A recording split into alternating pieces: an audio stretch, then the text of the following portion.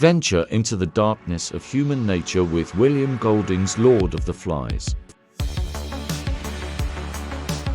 A novel that tells the story of a group of boys stranded on an uninhabited island and their disastrous attempt to govern themselves.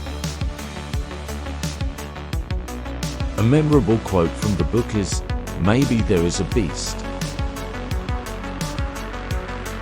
Maybe it's only us."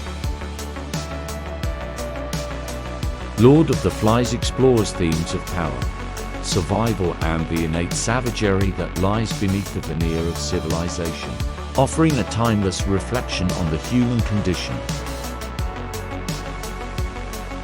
Subscribe to Novel Nuggets for more literary insights.